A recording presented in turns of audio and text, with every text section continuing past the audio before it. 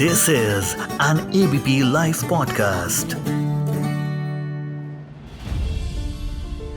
भारत 2023 में तीसरा सबसे प्रदूषित हवा वाला देश रहा। स्विस ऑर्गेनाइजेशन IQAir की वर्ल्ड एयर क्वालिटी रिपोर्ट 2023 के मुताबिक बांग्लादेश दुनिया में सबसे ज्यादा पॉल्यूटेड हवा वाला देश रहा। 134 कंट्रीज की इस लिस्ट में पाकिस्तान दूसरे नंबर पर है, हम तीसरे नंबर पर हैं। इस रिपोर्ट के मुताबिक नई दिल्ली में सबसे खराब हवा है। सबसे खराब हवा वाली राजधानी हमारी नई दिल्ली है। बिहार का बेगूसराय दुनिया का सबसे प्रदूषित महानगर है, मेट्रोपॉलिटन है, जबकि 2022 में इस लिस्ट में बेगूसराय का नाम तक नहीं था। आइए बातचीत करते हैं, आखिर ऐसे हालात हमारे भारत के क्यों हैं। हमारे साथ बातचीत करने के लिए आज एक स्पेशल गेस्ट जुड़ने जा रहे हैं ऑन एबीपी लाइव पॉडकास्ट। मैं मानसी हूँ आपके साथ लेकर के आज का FYI। हमारे साथ में जुड़ने जा रहे हैं। मेरा नाम पवन कुमार जोशी है। मैं प्रोफेसर हूँ school of environmental sciences, Jawaharlal Nehru university, New Delhi. Thank you so much ABP live podcast के साथ जुड़ने के लिए, क्योंकि कभी ना कभी ये सवाल उठ जाते हैं कि कोई रिपोर्ट क्रेडिबल है या नहीं, क्या उसकी अहमियत है कि हम उस आंकड़ों पे बिलीव करें या नहीं। तो सबसे पहले आपसे यही जानना चाहूंगी, स्विस ऑर्गेनाइजेशन IQAir ये कितनी क्रेडिबल ऑर्गेनाइजेशन है, और जो इसकी वर्ल्ड एयर क्वालिटी रिपोर्ट है ये कितनी वैलिडेबल या कितनी क्रेडिबल है? देखिए, जो ये रिपोर्ट आती है स्विस ऑर्गेनाइजेशन की तरफ से, हम पिछले कई सालों से देख रहे हैं कि वो विश्व का एयर क्वालिटी का एक मापन करते हैं और उसके अनुसार जितने भी देश हैं और जितने भी शहर हैं उनको श्रेणीगत रूप से बताते हैं कि कहाँ पे कितना पॉल्यूशन है। अच्छी ये है कि एक विश्व का एक मापक देता है जिससे हमें एक बहुत अच्छे इंडिकेटर्स मिलते हैं एयर पॉल्यूशन के बारे में। लेकिन अगर हम इन आंकड़ों को ध्यान से देखने की कोशिश करें तो तब हमें ये लगता है कि ये एक एग्रीगेटेड डेटा है जो ग्लोबली कलेक्ट किया गया है, जिसमें बहुत सारे बाइसेस हो सकते हैं कि किस तरह के सेंसर्स कहाँ पे हैं, किस तरह का डेंसिटी है सेंसर्स की, और डेटा किस तरह से कलेक्ट होके एग्रीगेट हो रहा है। तो कहीं ना कहीं साइंटिफिकली टेक्निकली जब हम उसमें बात करते हैं तो शायद उसमें और शोध और रिसर्च करने की आवश्यकता है कि हम जो वो वैल्यू बता रहे हैं उसको हम देखें कि वो कितनी सही है, वो आंकड़े कितने सही हैं। लेकिन मोटे तौर पर अगर एक पैटर्न की बात करें तो ये पैटर्न के लिए हम इसको जरूर देख सकते हैं जो हमें सचेत करता है कि वायु प्रदूषण किस दर से बढ़ रहा है। जी, यानी कि हम इसे कुल मिला के सीरियसली मान सकते हैं। जी, ओके। अगले सवाल पर आऊंगी। India has emerged as the world's third most populate country, ऐसा इस रिपोर्ट में लिखा है। अगर हम पिछले कुछ सालों से कंपैरिजन करें इंडिया की सिचुएशन को, आप अगर वो बताना चाहें, किस तरह सुधरी है कि खराब हुई है कि क्या है? देखिए, ग्रॉसली जब हम लोग देखते हैं और खासतौर इस रिपोर्ट में जिस तरह से आंकड़े आए हैं तो हमें लगता है कहीं ना कहीं जो कंसंट्रेशन है उसमें कुछ कमी आई है जरूर। लेकिन जब हम इंडिविजुअल सिटीज की बात करते हैं, जैसे रिपोर्ट में नई दिल्ली के बारे में जिक्र किया गया है, रिपोर्ट में बेगूसराय के बारे में जिक्र किया गया है, तो वो कहीं ना कहीं चिंता का कारण भी बनते हैं। क्योंकि जैसे दिल्ली में ही हम देखते हैं, पिछली रिपोर्ट में लगभग 89.1 वैल्यू थी और जो अभी हमारी 92.7 माइक्रोग्राम पर क्यूबिक मीटर की वैल्यू आई है, तो ये एक चिंता का कारण है। और यदि हम पूरे हिंदुस्तान में परसेंटेज वाइज देखें और खासतौर जो WHO से कंपेयर करते हुए देखें तो तब हमारे लिए स्थिति और भी भयावह नजर आती है, जिसमें हमें दिखता है कि 96% जो इंडियन पॉपुलेशन है उनके लिए जो वायु जो उपलब्ध है उसकी क्वालिटी उतनी अच्छी नहीं है जो WHO जिस तरह से रिकमेंड करता है। बिल्कुल।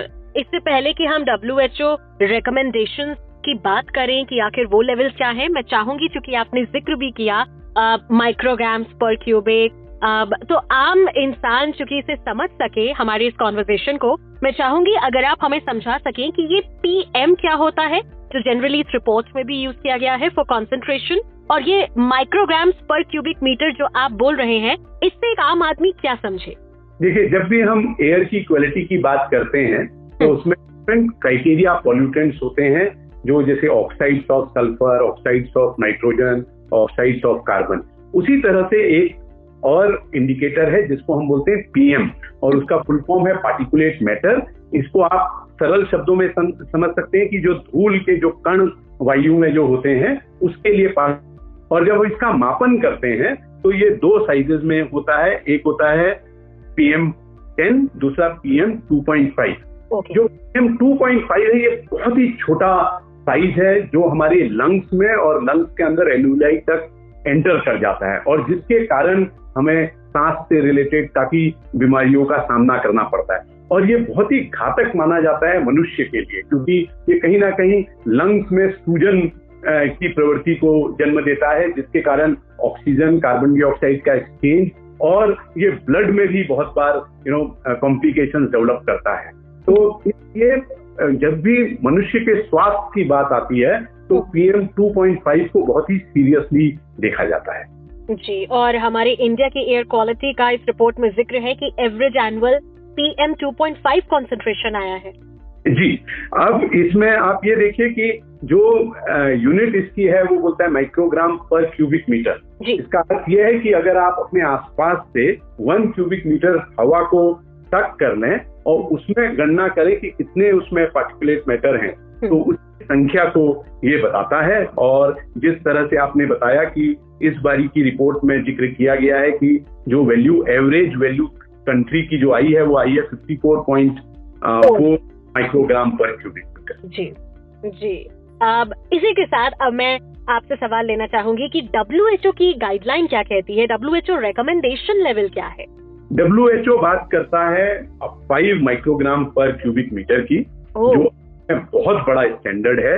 और हम लोग पिछले सालों में देखते आए हैं कि WHO उसको रेगुलर रिवाइज करता है। एक समय इसकी वैल्यू 12 हुआ करती थी, फिर 10 होती है। आज की तारीख में जब हम इसकी गाइडलाइंस देखते हैं तो ये 5 माइक्रोग्राम पर क्यूबिक मीटर की बात करता है। और अगर हम इसी रिपोर्ट को अगर वो बेस बनाएं तो हम देखते हैं कि मुश्किल से विश्व में 6-7 देश ऐसे हैं जो WHO की गाइडलाइन को मीट करते हैं। अदरवाइज जितने रिमेनिंग कंट्रीज हैं, इनफैक्ट 10 कंट्रीज ऐसी हैं जिसमें 134 देशों में इस तरह का अध्ययन किया है इन्होंने। उसमें से 124 देश जो हैं, लगभग 99%, उन सभी में WHO की गाइडलाइन के अनुसार काफी अधिक PM2.5 की मात्रा देखी है। यानी कि जो नंबर है PM का वो जितना छोटा उतना ही खतरनाक, जितना बड़ा उतना ही अच्छा? नहीं, ऐसा नहीं कहूंगा मैं। PM2.5 जो है माइक्रोन्स, वो एक साइज है। उससे वो आपके लंग्स, फेफड़ों को एकदम से अफेक्ट करता है, जो हमें पता भी नहीं चलता है। लेकिन बड़ा होता है तो उसको आपकी श्वास नली में और जब आप रेस्पायर करते हैं तो उसमें आपको पता चल जाता है।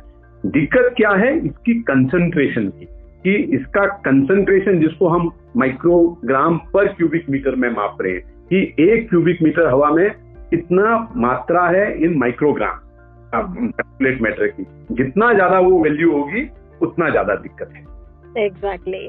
बांग्लादेश और पाकिस्तान से ही हम अच्छे चल रहे हैं। अब ये कुछ अच्छी बात तो नहीं है।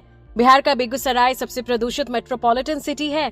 दिल्ली हमारे देश की जो राजधानी है वो सबसे ज्यादा पॉल्यूटेड है। तो अगर आप बता सकें दिल्ली, क्योंकि राजधानी के बारे में बात करना जरूरी है, कि आखिर वो क्या गलतियां हैं जिसकी वजह से दिल्ली का ये हाल है? देखिए, जब इस रिपोर्ट को अगर आप ध्यान से पढ़ें तो ये बताता है कि जितना साउथ ईस्ट एशिया है या सेंट्रल साउथ एशियन कंट्रीज हैं, यहाँ पे ट्रांसबाउंड्री हेज और क्लाइमेटिक कंडीशंस के नाते भी एयर पोल्यूशन के होने के चांसेस ज्यादा हैं। ओके। जब आप स्पेसिफिकली दिल्ली की बात करते हैं तो दिल्ली एक इंटरलॉक सिटी है जिसके आसपास ना समुद्र है ना कोई बड़ी नदी है। जो यमुना है वो बहुत ही प्रदूषित है। लेकिन उसके अलावा जब हम देखते हैं तो डस्ट जो है, रोड में जो डस्ट होती है या कंस्ट्रक्शन की जो डस्ट है, फिर उसके बाद जो व्हीकुलर पॉल्यूशन है, ये तीनों फैक्टर्स बहुत ही इंपॉर्टेंट रोल प्ले करते हैं दिल्ली के मामले में, जिसके कारण एयर पॉल्यूशन आप देखते हैं हमेशा अधिक रहता है। तो और सर्दियों के मौसम में हमको दिखता है कि ये ज्यादा है।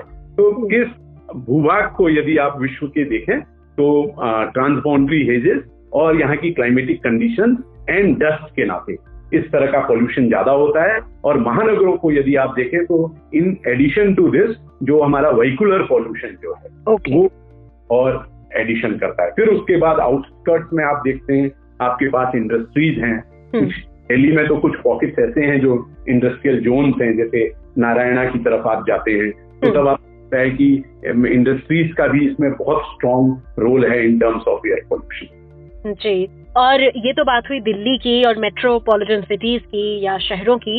इंडिया की एज अ होल अगर हम बात करें तो आपकी क्या राय है कि इंडिया की air quality as a whole इतनी खराब क्यों है? देखिए, इंडिया यदि हम देश की बात करते हैं तो स्टिल यहाँ पे काफी इंडस्ट्रियलाइजेशन और इंडस्ट्रीज और ट्रांसपोर्ट मैकेनिज्म जो है उसके कारण भी काफी पॉल्यूशन का हमें इंडिकेटर मिलता है।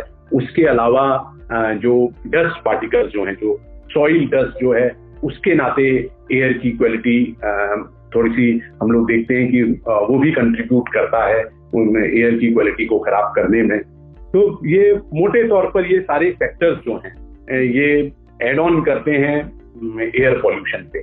फिर जो क्लाइमेटिक कंडीशंस जो हैं हमारे पास एक बिल्कुल स्पेसिफिक सीजन है मानसून का, जब बारिश होती है, और लोग जो वेस्टर्ली डिस्टर्बेंसेस जो हैं, जो डस्ट स्टॉर्म्स जो आते हैं या जो हेजेस जो आते हैं, उसके कारण भी बहुत बार अफेक्टेड रहते हैं। तो ये सारे मोटे तौर पर यहाँ की एयर क्वालिटी कंडीशंस को खराब करते हैं, और इनको सुधारने के लिए शायद यदि हमारे पास ज्यादा जंगल हो और या जो एग्रीकल्चर फील्ड्स हैं उनमें इस तरह की क्रॉप्स लगाई जाएं जो मैक्सिमम पीरियड को सॉइल को अरेस्ट कर सकें, तो शायद किसी तरह के एयर पॉल्यूशन कम किया जा सकता है। जी, एग्जैक्टली। और इसी के साथ अब आपसे आखिरी सवाल जो मैं पूछना चाहूंगी वो यही, अगर आप हमें बता सकें इंडिया की एयर क्वालिटी को सुधारने के लिए क्या कोई इनिशिएटिव लिए जा रहे हैं जो कारगर हैं, या किन पहलुओं पर हमें काम करने की जरूरत है?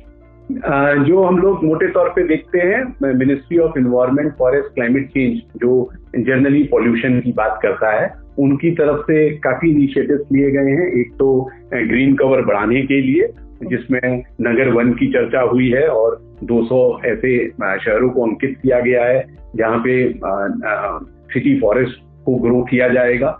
दूसरा जो इनिशिएटिव है वेटलैंड्स को या इकोसिस्टम को रेस्टोर करने की बात होती है और उसमें भी काफी इम्पोर्टेंस दी जा रही है। थर्ड जो है कहीं ना कहीं ग्रीन इंफ्रास्ट्रक्चर और ब्लू इंफ्रास्ट्रक्चर, जिसको हम बेस्ड सॉल्यूशंस बोलते हैं, उसके बारे में बात हो रही है। फिर हम कैसे कोल को, जो हमारा ईंधन जो है, मुख्य ईंधन जो है, उसको हम कैसे फेज आउट कर सकते हैं, कैसे हम रिन्यूएबल एनर्जी की तरफ जा सकते हैं, उसमें बहुत इंपॉर्टेंस दी जा रही है कंट्री में।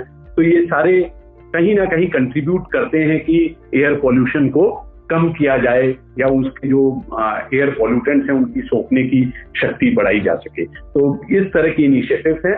थोड़ा लेकिन फिर भी हमारी कंट्री की रैंक, इनिशिएटिव तो लिए जा रहे हैं, स्टिल हमारी कंट्री की जो रैंक है वो 3rd आई है एयर क्वालिटी रिपोर्ट में। तो किन पहलुओं पर सर अब हमें काम करने की जरूरत है? जो मुझे लगता है कि जो कंस्ट्रक्शन एरियाज में स्पेसिफिकली जिस तरह टेक्नोलॉजी यूज होती है, कहीं ना कहीं हमें near to zero dust emission वाली टेक्नोलॉजीज का यूज करना चाहिए। इसी तरह जब हम व्हीकल्स की बात करते हैं, जो लॉन्ग रनिंग व्हीकल्स हैं, पब्लिक ट्रांसपोर्ट जो है उसको ज्यादा स्ट्रेंथन करना चाहिए, और थोड़ा सा फ्यूल यूसेज जो है, हम लोग काफी शहरों में हम लोग देखते हैं, हम लोग डीजल से सीएनजी में शिफ्ट किए हैं। हमें जरूरत है कि और हम रिन्यूएबल एनर्जी की तरफ जाएं, जो जिनका एमिशन फैक्टर स्पेसिफिकली कम होता है। इस तरह के ईंधन और इस तरह के इंजन की हमें जरूरत है, ताकि हम all together better technology use करें जिससे पॉल्यूशन को कम किया जा सकता है।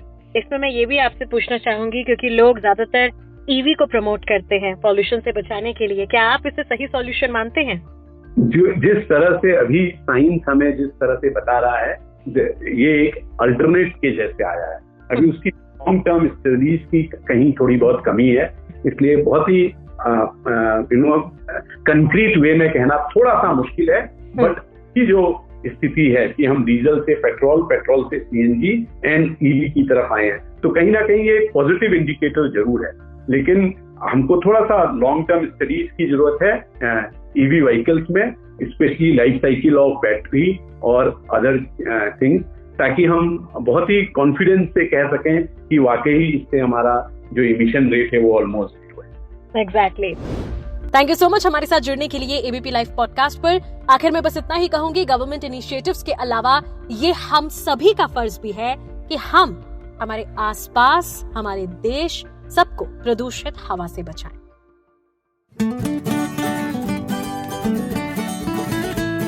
This is an ABP Life podcast.